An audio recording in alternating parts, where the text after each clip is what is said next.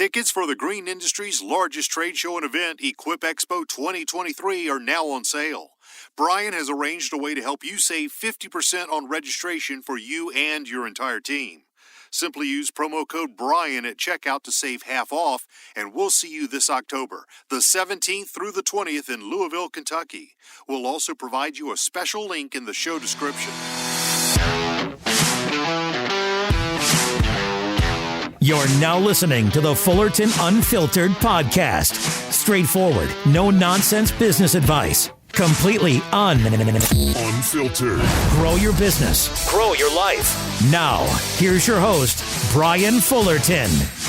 All righty. Well, how are you doing, Brian? I am doing good, man. It's been a busy morning getting everything mobilized and out the door. And, man, it's just coordinating a little bit of everything all at once. You know how it goes, man. Just another day.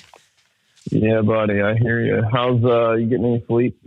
I mean, let's quantify what is sleep, right?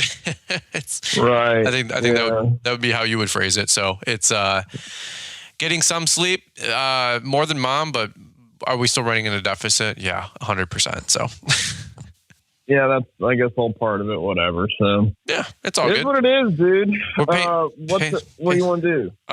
Here's what I want to do is, if you got like maybe 20 minutes, here's the podcast topic or thought for the day, is talking about landscaping jobs and managing cash flow better for landscaping. And this actually stemmed from a coaching call I did with a young man. And I said, this is a little outside of my wheelhouse. And I wanted to, pick the brain of somebody that I think runs a pretty successful lawn and landscape company.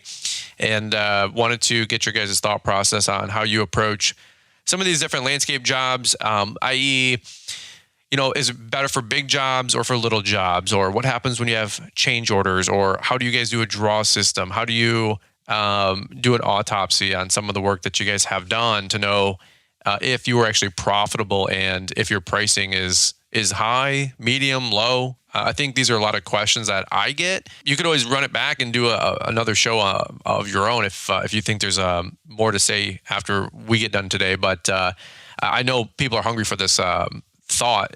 So anyway, that's kind of what I was thinking. If you got 20 minutes, you want to rock and roll with that? Hell yeah, man. Sounds awesome. Well, dude, we're jumping right into it, man. I already hit the record button because every minute matters when we're trying to squeeze these podcasts in during the busy season. So I understand. Yeah, no doubt. But really quick before we jump into it, man, it would be awful people skills to not say, "Hey, Caleb, how are you? What's new in your world? How are things going?" Well, if this is officially it, man, we're good. Is this it? Were you saying you're just setting it up for later? Is this the actual question in the actual podcast? No, we're just going to roll right into some of the questions, man. I don't have all right. Yeah, I don't have a sheet. That's what we do. No prep. You kidding me? We're good. We're good. Yeah, things are all right. We're in all disclosure, we have noticed the phone is slower than it has been, but we're still booking work and clients are still extending projects and stuff like that. But we can get into that later. But otherwise, we got work and we're happy. And the new building is really starting to fire on all cylinders, I feel like. So yeah, life is pretty darn okay. Cool. Awesome, man. Glad to hear that. Okay, so help me break down a couple things. You got 18 years of contractor experience, or two decades now. How long have you been doing this? Yeah, when you say in decades, that makes it really feel old. But I think really when it comes down to it, right out of high school or even in my last year in high school, so 23 years now in contracting. And my first company, I crashed it. For those of you who don't know the whole quick story, but I started a lawn care business, blah, blah, blah, built that up a little bit and then crashed it in like 2009 and started a new company with my then girlfriend, now wife, and been wife for a long time, I guess now. That's been 12 years too, which is crazy. But anyhow, we've got a small landscape design build company, 4 full-time guys in the field, plus my wife and I, and a handful of other side ventures or whatever too. But landscape design build, what we eat, sleep, and breathe. We love it.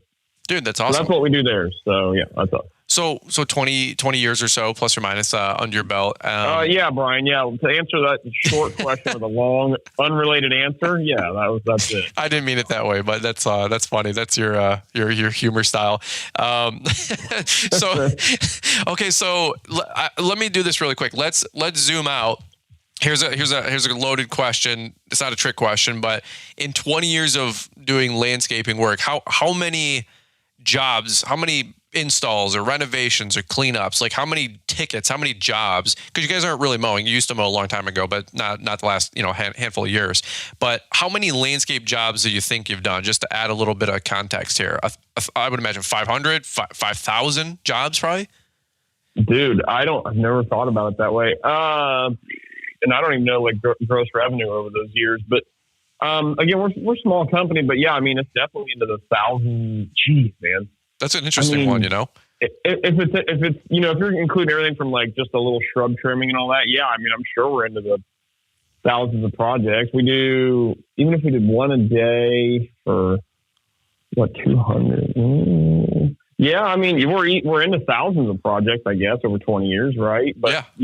The more mature our company got, we started getting into multiple day projects, of course, which is where we like to be when possible. And, the longer the project within reason, the better. It's, a lot less overhead or not overhead. I'm sorry, but like turnaround, issues with estimating and all that kind of stuff. But there's a balance there too, I suppose. Sure. So, and the reason I asked that question is I was bugging my carpenter at our house probably about 2 weeks ago or whatever it was, and I said, "Hey, how many houses have you built?" And he said, he goes, "Thousands." He's like, "I don't know. Every single month it's been a new house, arguably since I was like 17 on a construction site and on a crew." And, he's probably 45 years old. His name is Chris. Awesome dude. Crazy awesome guy. And, but my point is, you guys have been around the block. Like, you guys know what works. Of course, you're dialing it every day, dialing it in more every single day. You would say that.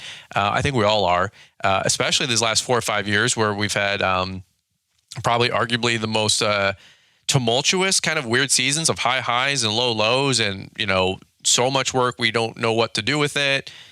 Sometimes not enough work where we're scrambling. It hasn't really been even keel, the last 4 or 5 years. I would personally say nothing compared to 2013 to maybe 2020, if you will, where it was just kind of even Steven. And I didn't really notice a lot of fluctuations in the market, if you will.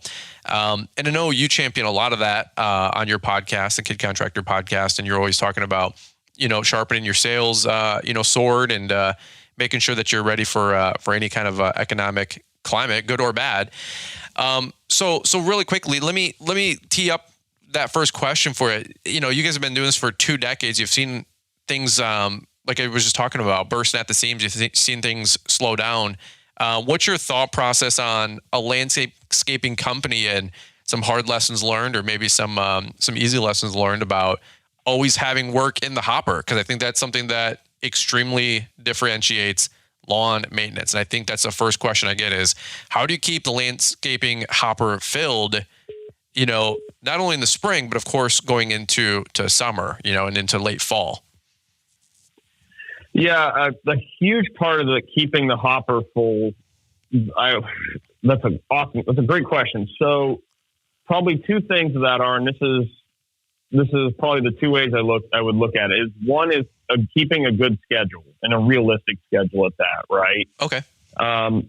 Jobs that you think maybe you can squeeze 2 jobs in a day. Well, let me tell you the way we do it, I guess, at least now. When we're scheduling work, we intentionally don't schedule any jobs on Friday. We first off try to work 4 10-hour work days, so the guys get 40 in by Thursday night. Okay. And they have a 3-day weekend constantly. But also, we don't schedule, say we've got a bunch of little work going, or even bigger jobs. We don't plan on Friday being utilized except for a rain delay or mandatory overtime for a job running behind or whatever. But then that extra day builds up and compounds through the year, giving you some extra flex, if you will, of, jobs when, like, we had a client add on a bunch of stuff to a project yesterday that added a whole day to a job, which was great. we'll take that anytime we can stay on site an extra day and not mobilize and still turn that kind of revenue. That's wonderful. Like I love that kind of stuff. And sometimes it's a logistical nightmare, that sucks because we already, like, for that job, pre-ordered everything, had everything ready to go when the job started, and then they add on a bunch of stuff, and it's like, oh, crap, now we got to make a special run to a nursery last minute to try to, keep it running day to day. But that's okay. Like I said, we'll take those change orders all day. But so keeping your schedule realistic is a big deal, and keeping up on your schedule, so that way you can kind of be watching your backlog and know you're consuming through work. And then being diligent about, and this is the hardest thing if you're an owner operator, which I've been removed from that status for a little while now, but because my job is to keep the hopper full, pretty much is my job now.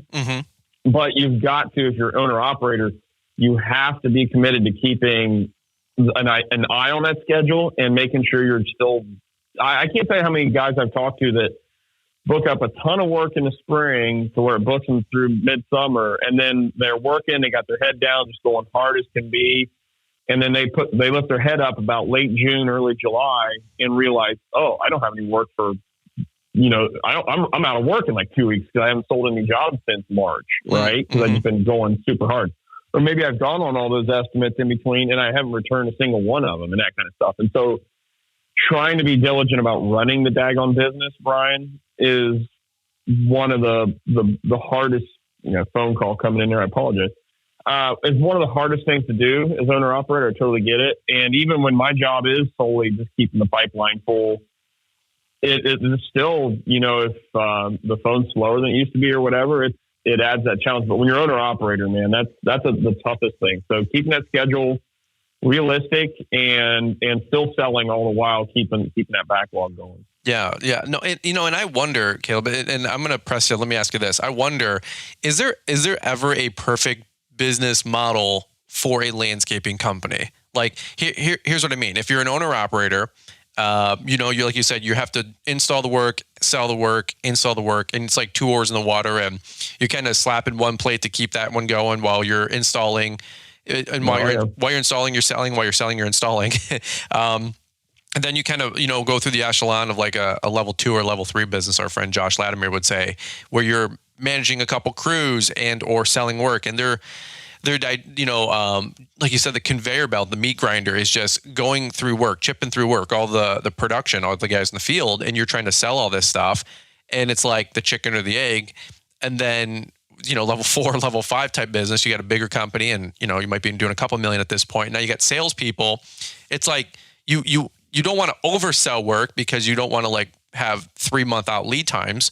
And then also you don't want to be 1 week out with these lead times, promising good customer service, quote unquote, and delivering on time, but also running red line with, if you got 5, 10, 20 grand a week in payroll or 20 grand a day in payroll, if you got a larger company, you can't not be booked out, but so long, so you know what I'm saying here, Caleb? Like, how have you guys managed to balance like being booked out enough while also not running it too red line, while also making the customer happy, while also not promising them, hey, yeah, we're booking for 2024, like 12 months out. Like some people that will work for, some people that's not going to work. They want something done in 2 weeks. So how have you guys navigated that? If I'm sure that's a real struggle point for a lot of guys doing landscaping.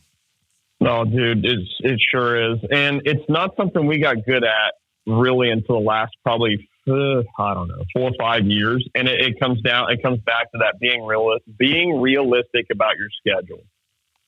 I don't know how many times I would make this beautiful work schedule for the week, right? And it's like, we're going here in the morning and here in the afternoon, and there will be there all day on Tuesday, and another 1 in the morning, 1 in the afternoon. And this schedule is just gorgeous. Deliveries show up then, and and we cut these shrubs down and somebody comes, grinds the stumps that afternoon, like beautiful schedule, right? Like it's just a work of art. And then it rains all Monday morning, right? And the thing just goes, your whole plan just goes to hell.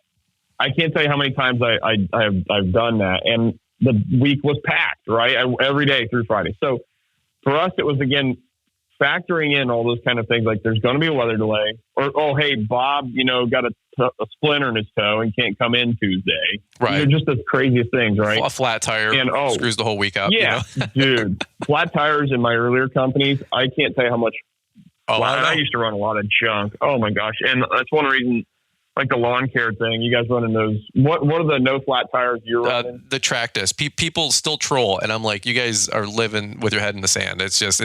Dude, I would pay 3 times as much for what they are right now. I'm dead serious. They're worth their weight in gold, literally.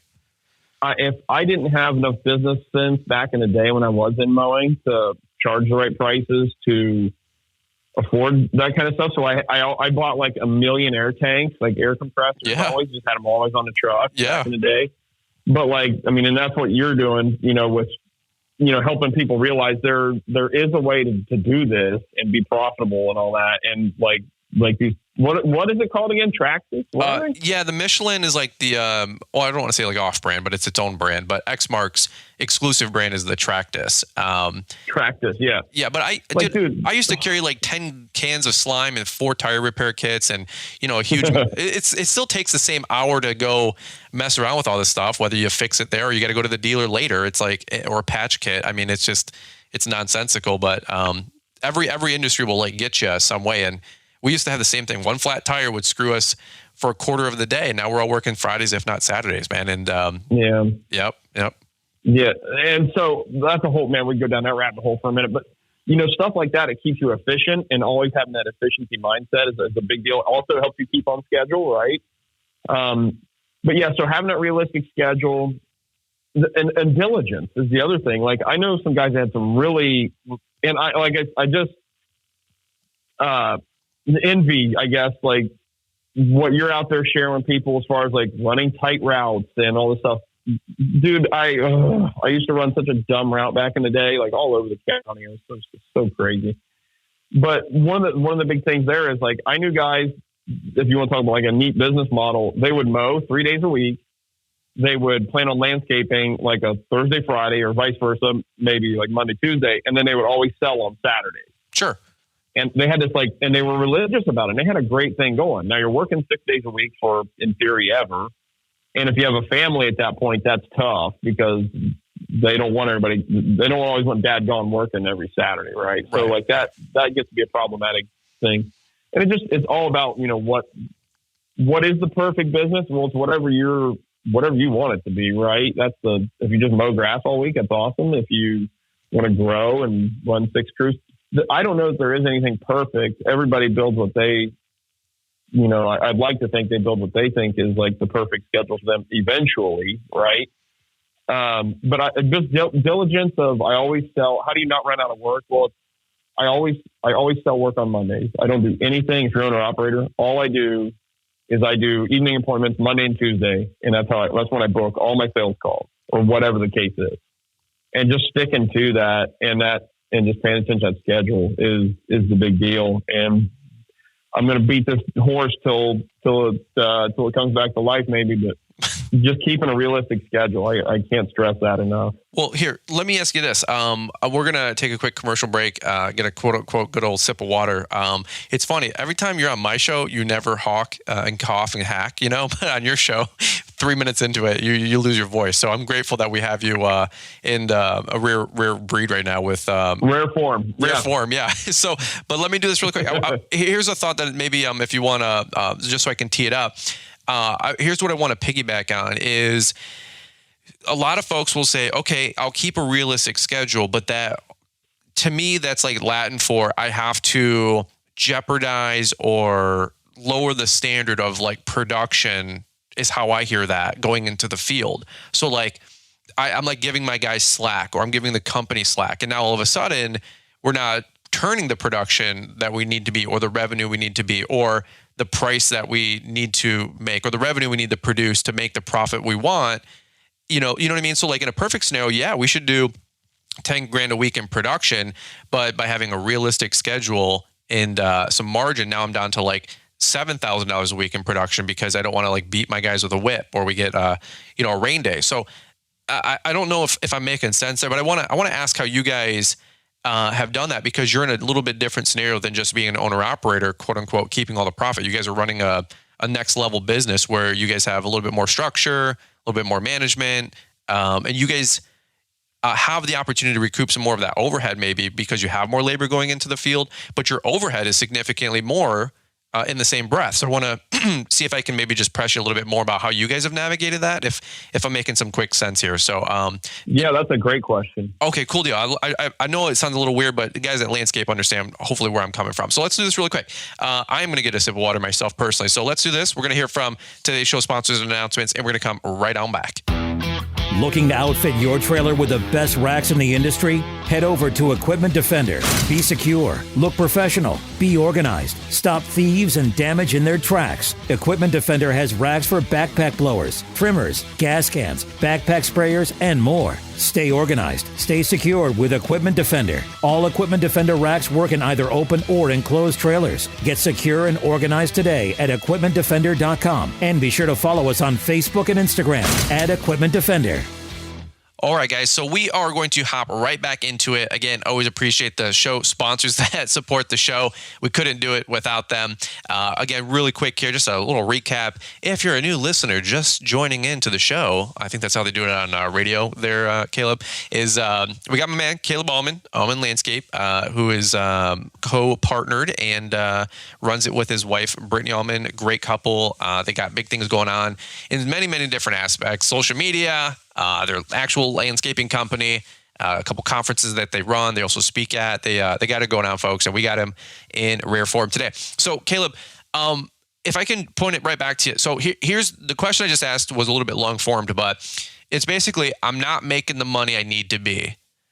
Right? Like that's the question I get quite a bit from guys doing landscaping is I'm not making the money I need to be. So how have you guys navigated that with having realistic expectations in the field with production, while also not like being lazy or slothful or doing cheap work? Like how do you get the prices up without pricing yourself out of the job, but also leaving enough wiggle room in case there's a flat tire or a rain delay or Billy Bob can't make it until 10 a.m. because he's got to take his kids to, music lessons that morning or whatever, So I know it sounds weird, but like, have you guys have navigated this for 20 years? So what have you found works? Have you guys solved the mystery riddle here yet with production and making money?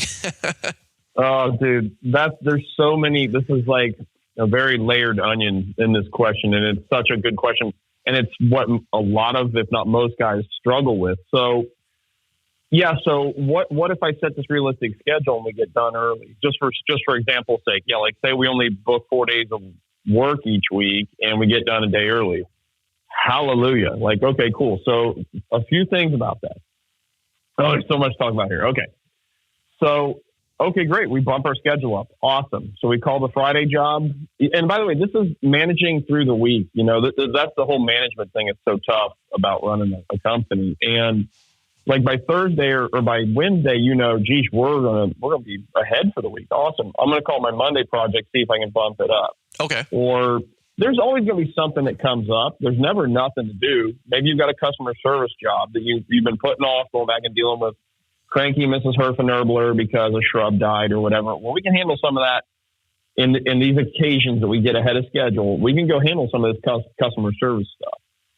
And customer service costs money, yeah, but Paver King said it great when they consider the customer service stuff part of their marketing budget. Yeah, I heard you say that. Because you're keeping your That's clients good. happy. Oh, it's such a good quote. And so, bunch of value there. Bunch of value there. Yeah. Yeah, right. And yeah. he's a total fraud. Yeah. He's a total shit. I had to interrupt. I had to get that in. Yeah, that's right. That's right. And for context, Paver King is always he's jumped on this horse called no value. And meanwhile, you and I both have podcasts of him doing nothing but drop like value bombs. Yeah. And so I call him a total fraud now. We quote him on our show. Yeah, right. Did you see that green track machine? He's like, it's no value Friday. That was so funny. Yeah. He's like, this thing sucks because there's no umbrella for the rain. Yeah, we give it a 0 out of 10 because there's no roof for having roof or something like that. It was so stupid. It's so his humor. It was so perfect. Oh, that was gold. Yeah. Classic. But anyway, he's got a great writer's mind for that. If there was ever like a Saturday Night Live for Landscape and Hardscape, he would be a great writer for that show. Yep. I digress. Maybe that's what we'll have to do with the media empire someday to start that kind of stuff. Okay, so with the schedule thing, then the other end of that too, when guys are, okay, well, we're cramming, and this is where the owner mindset damages growth. And so, okay, well, the owner's out. We're cranking, 6 days worth of work out in 5. And then when the owner steps back out of the leadership position, right, to grow the business, and they leave their crews in the field, they can't figure out why they're not getting 6 days worth of work done in 5 days. Right. It's because the crew does not have owner mentality, right? And most of the time, crew does not get the benefit or bonus of getting 6 days worth of work done in 5. And so that's a part of growth that you have to overcome mentally and literally, of having realistic expectations of when you turn a company over to a crew for production, be it lawn care. I can't tell you how many guys I know that one-man mowing operators, they'll hire a first guy or right-hand man, and they think they can double their mowing capacity all of a sudden. And it doesn't work that way. You're gonna increase your efficiency of the day about 30%, and that's doubling your workforce if you think about it that way, which is crazy, right?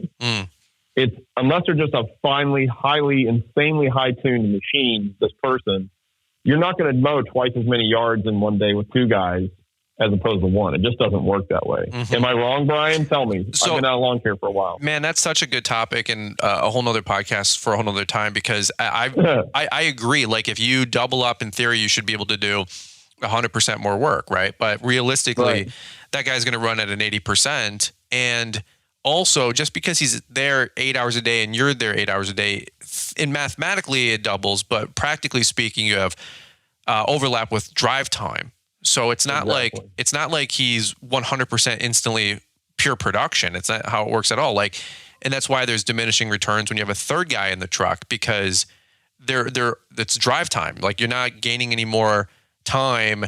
The first guy has to get the truck to this job site, but the second and third guy also have to now go in the truck with you. So it's not 1-to-1, 2 to 2, 3 to 3. It's like 1 to 1. It's like 2 to 1.8, 3 to like 2.4, whatever. So, yeah.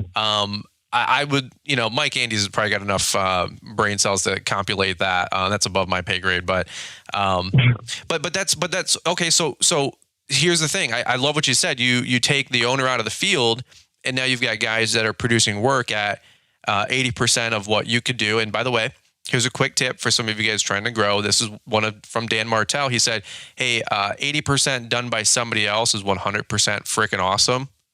Okay. So, Greg Woodstock said, like, his expectation back in the day was a 10. And he said this at our live event, Launchpreneur Academy, from stage, and it set up a lot of people free. So good. Yeah. I mean, dude, you could just literally see, like, the stage was lit up and the room was dark. But by the time he said this statement, it's like 1,000 light bulbs went off and the room was like as bright as a Taylor Swift concert. Okay. Like, here's the deal. He said, if your expectation as an owner is a 10 and the customer's expectation is a 6, or even a 4, I should say, but then your guys install it at a 6. Like, as the owner, you're like, what do you mean a 6? It's not a 10. This is unbelievable. And then you go talk to, like you said, Mrs. Herfner earlier, and she's like, oh my God, the guys did amazing. They did such a beautiful job, and their attention to detail was amazing, and the care that they took putting the plants on the ground. And you're thinking, what are you talking about? These guys hit a 6. Yeah, but her expectation was a 4. Exactly. So, like, now you can start. That was one of those eye-opening things. It was so good to hear that at LAL. I mean, it was great. That was one nugget. I mean, of 8 hours of that kind of stuff. So I know I give a big pitch for coming to our live event in November, but it's for stuff like that. That's one sentence out of Greg's 40-minute speech. So right. So okay. So let's keep peeling back layers of this onion if I can take us on this journey. So you're saying, yeah, sure. If we're not going to get but 80% production out of the field that we're used to as an owner operator, okay, that's fine, that's cool. But now I have to somehow bake in this extra margin, and now the job is going to get into a bloated cost if I'm hearing this out loud. And now I'm going to start pricing myself differently than my competitors who might be more lean because they are the owner operator. So now this $5,000 landscaping job for me to do it, because I have the extra admin overhead, I got to quote it for $7,000, but the other guy who's lean and mean can quote it for $5,000 or $4,500. How do I compete, Caleb, with the smaller guy, the owner operator guy, the 2-man crew guy, when you have 4 or 5 guys in the field and a shop and overhead and insurance and all this other mess? Like, how do you guys compete? Because it's what I would imagine you guys can't compete the same way on some jobs, as I'm saying this out loud, that maybe other guys can. Like, you probably have a bread and butter avatar customer that you're trying to target or size job. Is that, you know what I'm saying? Is that making sense? Oh yeah. Yeah. And so the first, let me lead off first with, this is why growth is not always better, and growing just to grow is not always better. And when you want to grow, you need to know what that means. And that's the thing. When I was in my initial growth stage of my first company, I didn't realize that's what all this meant. But yeah, things change dramatically when the owner gets out of the field, right? And so then your company production, like you're saying, shifts and changes, and you get less productive. Unfortunately, that's just the deal. And again, the faster you can wrap your head around that, from like a Dan Martell, which was a great interview, by the way, Brian, that was a great show. Thanks, man. The faster you can wrap your head around that mentally is what differentiates the people that can successfully grow a company versus the guys that only think they can do it right and can trust no one else. Again, back to that Greg Woodstock, quote. Yeah. Yeah. And that will hold you back from growth so fast. And the thing I laugh about with this was like, yeah, we built our little empire here on this little mound of dirt. And in the same time I've been in business, Jeff Bezos has also. You know what I mean? It just makes it feel like a worm. So Amazon's been around for 25 years. You've been around for 25 years or whatever. And, you're just like, my empire of dirt, the quote, 9 Inch Nails is on cash too, but yeah, he's got a $500 million toy yacht. And we're like, hey, I bought a new truck for $75,000, Yeah, right. Yeah, no kidding. It's all relative. So yeah, it is, man. And that's the thing. But you're exactly aiming at the right, or you're on the right track in the direction in the question. And that's when you have to really be paying attention to, maybe more than ever, unfortunately, your numbers and understanding, okay, well, cool, I'm not as competitive. So here's where that goes when we start doing that kind of stuff. Like, yeah, we have guys around us with less overhead and are cheaper and all that. And that's where you got to figure out what your differentiator is and how you sell against that.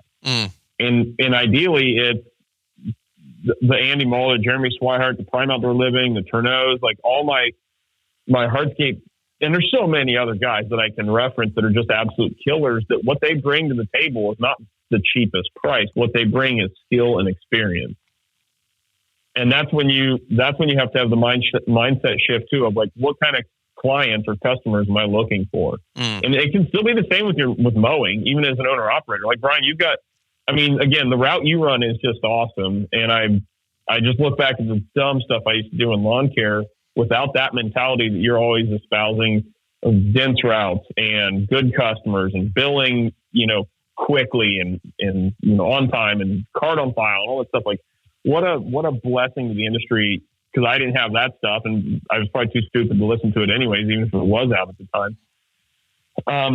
But that is like the thing of growth, is it becomes a numbers game, and you get out of the technician game so fast, because if you want to grow the company to where you're not in the field so much anymore, you become a business. It's more important than ever. You are an actual business owner, not a business operator. And if that, you could switch those words either way and put the emphasis on either word the way you want it to make the point you wanted to make. But you've got to be paying attention to numbers. You're not worried so much anymore about the actual install work. If you're trying to grow crews, is what I'm really getting at. Okay. You've got to train, and you set that super high standard of, because that's the thing about growth, is like what you're setting yourself apart as. When you're growing and your overhead changes, you've got to be bringing to the table something that justifies that higher price. And, for less work getting done, let's say, as opposed to an owner operator doing it faster, cheaper. And even as an owner operator, I still think you should be charging a premium for the quality that you bring to the table, whatever that quality is. Fast response, knowledge and know-how of turf diseases. And hey, I don't know what this disease is, but I know there's something bad going on in your yard. I've got a guy you need to talk to about this, because there's these weird dead brown patches in your yard, and I don't think it's drought. It's dollar spot or leaf patch or whatever. I'm getting rusty on all that stuff, Brian. I can't remember it all. But I know, you know what I mean? And that's where you become a resource, right? You're not just the guy that mows the grass. Because, you're going to get stomped on all the time if you're just the guy that cuts the grass. But if you're a resource to your client, or you're insanely reliable and you're insane with customer service and responding, and all, it's just that differentiator. You've got to bring more value to the table when your overhead shifts and you get more expensive. There's got to, just look at anything you consume. I'm speaking to everybody listening and myself. Anything you consume, like what would justify you paying a higher price for, a service provider that just up and raises their prices on you? There's got to be convenience factor, or they're the only one in the game, whatever the case is. I always try to turn that around on myself when I'm griping about our prices. Is like, well, what do I do in that situation when a provider comes to me with higher pricing? Like, do I see the value in it and understand it, or do I start shopping? Do they work on selling me on why that higher price is now worth it? Whatever the case is. And it is one of the toughest things about growth, because your overhead, like we were talking about in the lawn care route thing, of like the only way to double your productivity in lawn care, for example, is to double your crews, right? You literally have to start a whole new crew to double that production. Mm-hmm. Landscape construction and that kind of stuff is probably a little better return rate, I guess, as far as productivity goes, because you can have two, one guy doing excavating and one guy setting in base at the same time, on the backside of him. Like that's a little bit better arbitrage of time when you expand a crew, but that also reaches a peak where that idea of, is a 2-man crew ideal or a 3-man crew? Mm. And sometimes that third guy is handy sometimes, but 2/3 of his day, or even an extra third of his day, is waiting on the other 2 guys to get something done so he can do his task. Mm-hmm. And so finding that right balance is always challenging. So what was the other part of that? Go ahead, Brian. Well, I was going to say, what have you guys found has been maybe, take me through the 20-year evolution. Like, have you guys found that the $1,500 jobs were great for owner-operator, and then $4,500 jobs, then $7,500 jobs, and now you guys are like, hey, we need $20,000 to $50,000 jobs? Like, what have you found maybe some sweet spots for some of these guys listening in? Because, there's guys that are mowing 4 days a week, like you said, and they're trying to make some extra landscape work come in. Maybe some of the lawns are dried out a little bit, summertime, and they want to, do some renovations and some mulch installs, some river rock, whatever. What have you found like is the sweet spots maybe for some of the different revenue levels you guys were at, or size crews? And again, there's no, I'm not trying to get an exact, definitive answer out of you. I just wanted to have a conversation, because I'm seeing a lot of guys struggle with a couple of these different in-between points. And I think that's where Dan Martell said, like, either you sell, you sabotage. What was the third S? I had it wrote down here: sell, sabotage, or you stall your business. So stall. So let's not get stuck, or if you're trying to get bigger, let's not revert, so let's work through some of these bottlenecks or choke points. So what have you guys found works for Auman? And then I understand the boutique thing, the indie molders, I get that. But for somebody that's trying to grow a company and get out of the field and grow and have a couple crews, a couple guys, what have you found has worked best for you guys over the years as your company grew? What we really like doing, I think it's a good mix for us and keeps morale up. 1 and 2 week jobs, so stuff that's $15,000 to $30,000, somewhere in there in that price range, seems to be really good for morale. Guys like being on and off projects. They like that immediate I say payoff, but that immediate gratification of building and finishing something. The guys really don't love being on like 6-week projects and stuff like that. Okay. So that's kind of an interesting morale boost. Our guys, we're talking about like making sure you get all the work done in, our guys are addicted to 3-day weekends now. And that's a good thing and a bad thing. You're asking about like, well, how do we, if we have a more lax schedule, how do we make sure we get all the work done, in that allotted amount of time or whatever? Well, number one way to do that is if we get say you've been prone to working Saturdays a lot and maybe the guys don't like it and all that. And there's so much to talk about with this stuff. But like, yeah, you can run your guys like whip dogs and run 6 days a week for 4 months or 5 months, and you can't figure out why your turnover is so high. You know, why you're constantly shuffling through guys? Well, it's because you're working them to death. Mm-hmm. And, you know, they don't enjoy where they work so much. Right. So we've tried, and this can be, this sword cuts both ways too, by the way. But like, we haven't worked a Saturday in I don't know how many years. I mean, and then the owners, Brittany and I have, I mean, God, I don't know how many, you know, that's always the way it is. But, you know, our guys, so say you're trying to figure this out, like maybe tell your guys, hey, if we have all this work in by, or the entire route in by Friday every week, we will never work another Saturday. It's not, oh, hey, we got done early. Cool. We're going to work Saturday anyways, just cause. Like, start to figure out the humanity of your people and what they're looking for. If they like working Saturdays and they're down with that, awesome, go for it. Hell yeah. Let's freaking go. But if you want to keep people around longer, try to make sure you understand what they desire out of a work-life balance, let's say. And so that's kind of one thing. So it's like, okay, guys, we'll never work another Saturday as long as we get the mow route in by Friday evening. You see what that does to production. And also, by the way, it's just, you've got to be realistic too. I mean, you know, you can't just cram intentionally 6 days worth of work into 5 and expect them still to have it done by then. But there's a lot of ways to craft that. Size of jobs, bring that back around. Sorry, Brian. No, you're good. If you're a mow route guy and you're mowing 3 days a week and you want to landscape Monday, Tuesday, for size of project, I would probably lean toward only doing jobs that are 1, 2, and 3 days in length. And I would run that in the way of like, well, maybe you do it Saturday and finish it Monday and Tuesday, or only do Monday and Tuesday, like length jobs. I would try not to break up, unless your client's super cool with it, of you breaking a job up over like a month, only doing it on Mondays and Tuesdays. That can get kind of dicey, I think, because weather delays can really start to mess things up. So I think like the ideal size jobs for those kind of companies would be like a 1, 2, and 3 day size. But for us at Auman here, we really like having week-long projects. And the reason being, on the logistics end, all day long, if I could only do like 4 jobs a year, oh, that'd be awesome. I'd be all about it. But that's also a lot of eggs in one basket. Say one cancels on you or whatever, you got to figure that out. But the logistics, the funny thing about that is the logistics of a $3,000 project are about the same as a $10,000 project, or even a 20, maybe even 30, right? Yeah. And you could equate that to a mulch job.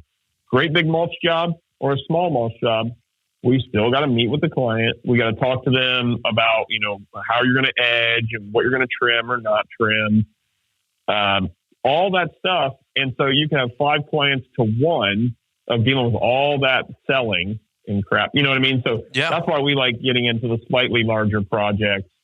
And then like you mentioned the boutique landscape, like a Mulder, he had a job last year. It took him all year. I mean, a 1-year project is insanity, and that project's amazing. And, you know, you get into that kind of stuff, and that's, again, that brings back to like, what kind of company do you want to build? You know, a wildly profitable boutique business where that's what the customer is buying is you. You know, that's great. That's just fine in its own right too. Why? It's whatever you want to do. I love what you're saying. I think it's helping a lot of people out. Is, you know, Nick Carlson said similarly, like he had a kind of like a menu, you know, that you could do for his landscaping installs when he had his landscaping company, Nick Carlson with Dawson Manufacturing. Nick ran a multi-million-dollar landscape company, and he's like, hey, we actually streamlined it to like 6 different landscape jobs, kind of like McDonald's. Like, hey, it's the same freaking landscape bed. And I know, you know, you don't have to do exactly this, but work with me. But he's like, hey, there's six different things you can pick here that our company is like optimized and streamlined at. And it fit perfect with their budgeting, fit perfect with their finances, their scheduling. The guys were familiar with it. Like if a guy's installing McDonald's and it's the McDonald's construction crew, like they're probably pretty proficient with building a McDonald's. And let's say it takes 8 weeks to build a store from scratch. I don't know, folks, but like when they're installing the same counter, you know, for their 100th store grand opening, and they know exactly the sink in the same bathroom and exactly how to place it, like they get very familiar with how to do those. And that's how they can erect these things in, you know, 8 weeks, or do a renovation in 8 weeks on an old store. So there might be some rinse and repeat that you guys can do. And sometimes, you might have to productizing. Yeah. And now if you want to be more, unique and boutique and customization, sure, the customer's going to have to pay for that. And that's going to take time and effort and energy and focus. So it's like, you just got to figure out what works for your business. But I thought the streamlining of landscape installs was just incredible. Like, we do that with our commercial accounts. It's like, here's our blanket commercial situation and setup. Like, it's so many weeks of mowing, mulch, pruning, irrigation, on-offs, flowers, pruning, salt and snow. Like, it's a very streamlined approach for us, because we're hoping that they fit into the mold of what we're trying to do with what we're building for our business model. Not everybody qualifies. And I know that seems like a very gross word sometimes. It's like, you don't qualify to be a customer of ours. Well, no, but just like I don't qualify right now to own a Hermes bag, or my wife does it, because we're not on the financial pay grade. It's exclusive. Okay, well, it doesn't mean that exclusive and high quality $30,000 handbags are bad. It just means it's for a different class of people. It's for a different pay grade of people.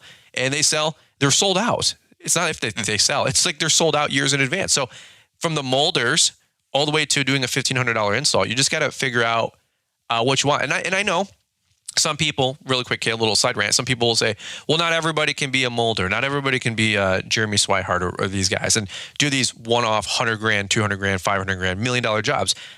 Nay.